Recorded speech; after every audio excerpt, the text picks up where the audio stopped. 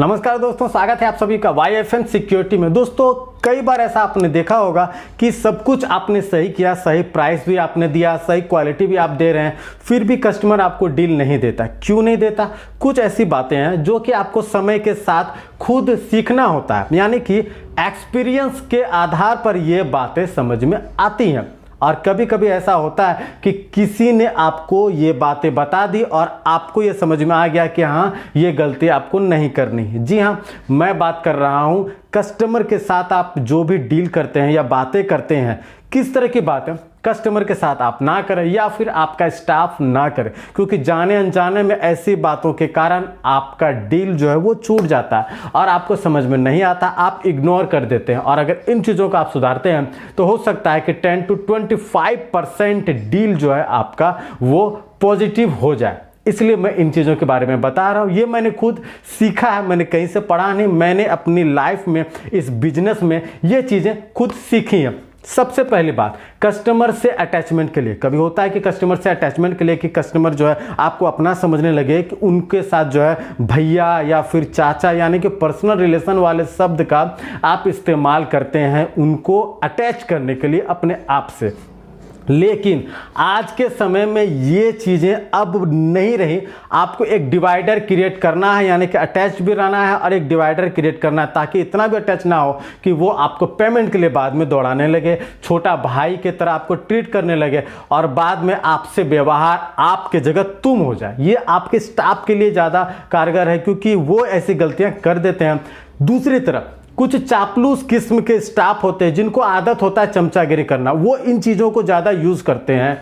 लेकिन अब आने वाले समय में इसका यूज़ ना के बराबर आप करें तो अच्छा। हाँ, गांव में कुछ जगहों पर यूज़ कर सकते हैं, लेकिन मैक्सिमम जगह पर आप सर का ही यूज़ करें तो अच्छा है, क्योंकि इससे एक प्रोफेशनल रिलेशन बिल्डअप होता है। दूसरा, आपके और आपके कस्टमर के बीच में एक डिवाइड क्रिएट होता है, डिवाइडर क्रिएट होता है, जिससे कि उस डिवाइडर को क्रॉस करना आपके लिए भी मुश्किल होता है और कस्टमर के लिए भी। अगर वो टूट गया तो कस्टमर आपको पेमेंट के लिए परेशान कर सकता है। कभी कभी ऐसा भी होता है कि आपके साथ वो मिसबिहेव कर ले, आपकी बातों को लाइटली ले, सीरियसली ना ले। तो ऐसा होता है, ऐसा मैंने देखा है। बेवजह की गॉसिप करने से बचें, ये बिल्कुल महत्वपूर्ण बातें हैं। बेवजह की गॉसिप आप ना करें। ये एक बहुत बड़ा चैप्टर है, क्योंकि कभी मान के चलेगा बेवजह की गॉसिप कर रहे हैं, जैसे कि आप बीजेपी के सपोर्टर हैं और अगला कांग्रेस का सपोर्टर है, तो वहां पर आपका जो काम है वो नहीं बनेगा।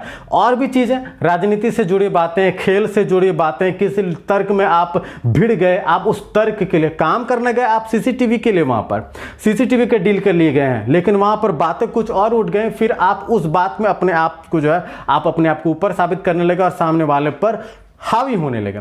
इसका नुकसान आपके बिजनेस पर पड़ेगा, इसलिए बेवजह की गॉसिप नहीं करें। दूसरी चीज, फेंके नहीं।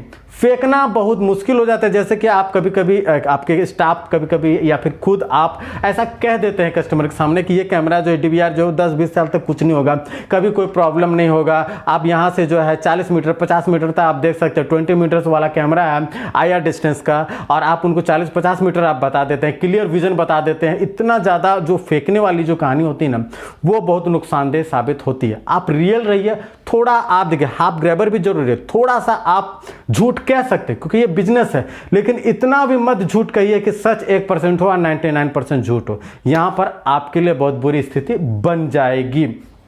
अब यहां पर एक और चीज़ है जो बहुत इंपॉर्टेंट है, किसी के घर में भी, ये एक बहुत इंपॉर्टेंट बात है जो मैंने खुद अपने लाइफ में सीखी है और मैंने देखी है। किसी के घर में भी जब भी आप अपने स्टाफ को भेजें इंस्टॉलेशन करवाने के लिए, या फिर किसी के घर में कैमरा लगने वाला है और वो विजिट करने के लिए जा रहा है, वो सारे व्यू एंगल को देखने के लिए कि कहाँ पर कौन कैमरा लगेगा, वहाँ पर अपने सबसे भरोसेमंद स्टाफ को ही भेजें। ऐसा मैं क्यों कह रहा हूँ? क्योंकि कई ऐसे केसेस आए हैं, कई ऐसे क्राइम हुए हैं जिसका तार कहना है इन चीज़ों से जुड़ जाता है बाद में, और परेशानी आपके बिजनेस में आती है, आपके भरोसे में आती है। भले ही आपकी कोई गलती ना हो, तो आपके स्टाफ की अगर गलती है तो फिर आप नुकसान में पड़ जाएंगे। इसलिए भरोसेमंद स्टाफ को भेजिए और अक्सर ये चीज़ें होती है, आप समझ रहे होंगे मैं क्या कह रहा हूँ। किसी के घर में किसी की बहन है, किसी की बेटी है, किसी की वाइफ है, तो इन चीज़ों को अच्छी तरह से समझना होगा कि किसके घर में जाने से पहले हमें क्या व्यवहार रखना। एक छोटी सी बात को समझ लीजिए कि कस्टमर आपको अपने घर बुलाता है और वो सीधे जा रहा है, आपको वो दिखा रहा है कि यहाँ पर लगेगा, फिर वो आगे चला गया, तो आप थोड़ा रुक जाइए, थोड़ा समझिए। वो जब तक आपको नहीं कहे आने के लिए आप आगे मत जाइए। कई बार ऐसा होता है कि कस्टमर आगे चला जाता है क्योंकि उसका घर, उसको याद नहीं होता कि कोई और भी पराया इंसान भी उसके पीछे आ रहा है, तो वो अंदर चले जाता है। अंदर में कौन कैसा किस तरीके से बैठा हुआ, किस तरीके से अपने घर में है, ये चीजें आपको समझनी होगी। आप उनके साथ एक डिस्टेंस मेंटेन करके रखिए ताकि उनको लगे कि ये पारिवारिक लड़का है, सामाजिक लड़का है और इसको पता है कि किसके घर में किस तरह से व्यवहार करने चाहिए, किस तरह से एंट्री लेनी चाहिए। तो इसका आपके डील में बहुत असर पड़ता है। छोटी बातें हैं मगर इसका बहुत व्यापक असर होता है। आप इस चीज़ों को खुद से अमल करके देखिए, आपको बहुत फायदा होगा।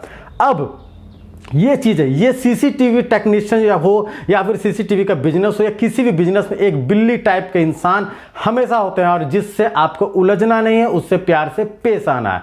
अब ये बिल्ली टाइप के इंसान क्या होते हैं, थोड़ा सा मैं बिल्ली टाइप के इंसान कह रहा हूं उनको क्योंकि कभी कभी ऐसा होता है कि आपका डील पूरा कंप्लीट हो जाता है, सब कुछ सही है, सब कुछ आपने सही समझा दिया, मगर कोई थर्ड पर्सन जो अपने आप को ज्यादा समझदार साबित करता है उनके सामने और आपके पास आके बेतुका बातें करने लगते हैं, तो आपको इरिटेशन होती है। आपको ऐसा लगता है कि यार ये फिजूल में बकवास कर रहा है, इसको समझाना चाहिए, इसको तो ऐसा बात बताऊंगा या इस तरीके से मैं समझाऊंगा कि इसकी हवा निकल जाए। इस तरीके को यूज नहीं करना।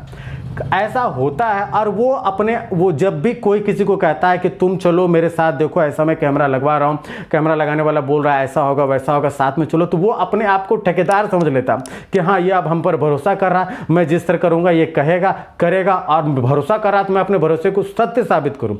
इसके लिए वो आपके पास आएगा, आपसे तर्क करेगा, आपसे लॉजिक करेगा। आपको प्यार से तरीके से समझाना है। इस बिल्ली टाइप के लोगों से अगर आप उलझ गए तो फिर बाहर निकल के आप वहाँ पर तो समझा देंगे, बाहर निकल के वो कहेगा ये आदमी ठीक नहीं है, इससे कैमरा मत लगाओ, और वो फिर आपसे कैमरा नहीं लगवाएगा। ऐसा कई बार होता है।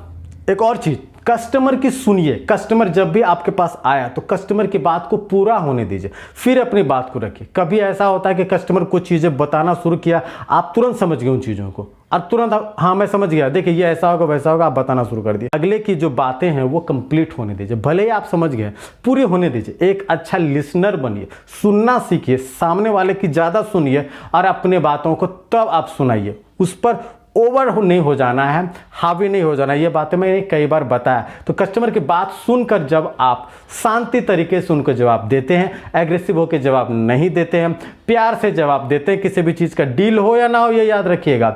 ये चीज़ें आपको इन फ्यूचर काम आएंगी। और अगर उसको सर्विस के इश्यूज आते हैं, अगर वो प्राइस के लिए किसी और के पास चला गया, कोई भी इशू आती है, तो बाद में वो आपके पास आएगा। ऐसा व्यवहार नहीं कर देना है आपको कि वो बाद में भी आपके पास नहीं आए, वो मर जाए, किसी भी तरह का प्रॉब्लम हो जाए, मगर वो कसम ना खा ले कि मैं इस आदमी के पास ना जाऊंगा। क्योंकि कस्टमर, मैंने आपको कई बार बताया कि वो बच्चा होता है, जब वो नाराज होता है तो इस तरह से नाराज होता है कि फिर वो आपके पास नहीं आएगा।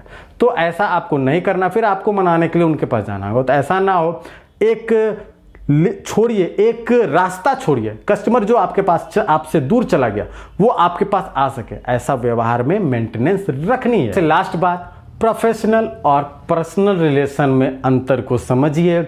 कभी भी अगर आपके साथ कोई प्रॉब्लम हुई है, कोई घटना घटी है, तो उस बात को वहाँ पर अगर छेड़ा भी गया किसी के द्वारा या अगले ने पूछ लिया, अगला का व्यवहार अच्छा कि घर में और कैसा है, तबीयत खराब था, कैसा है, किस तरह की हालात है घर में, क्या चीज़ें हैं, तो आपको थोड़ा सा उसके बारे में बताना है, बस एक दो सेंटेंस, और इसके बाद फिर आपको आगे निकल जाना है। ना कि उसके बारे में बखान करने लगना है, ऐसा हो गया वैसा हो गया, बहुत तबीयत खराब है, ये है वो है। मतलब इतना भी नहीं अपने पर्सनल रिलेशन को आगे बढ़ा देना है कि प्रोफेशनल रिलेशन में आपको दिक्कत, और अगला फिर ये सोचने लगे यार गलती हो गई, बेकार इससे पूछ लिया, इसलिए तो मेरे ऊपर चढ़ गया। इसलिए इन चीज़ों को जरूर समझिए कि अगला आपसे जो है एक रिलेशन बिल्डअप करने के लिए सवाल करता है, और आपको उस रिलेशन को एक्सेप्ट करके फिर आगे बढ़ जाना है, ना कि उस रिलेशन को सच मान जाना। उम्मीद करता हूं जो बातें मैंने सिखाई, ये मैंने खुद सीखी अपने जीवन में, और भी बातें मैं बताता रहूंगा आपको। चैनल को सब्सक्राइब जरूर कर दीजिएगा, वीडियो को लाइक जरूर कर दीजिएगा। ऐसी कई वीडियोस आपको मिलती रहेगी। धन्यवाद।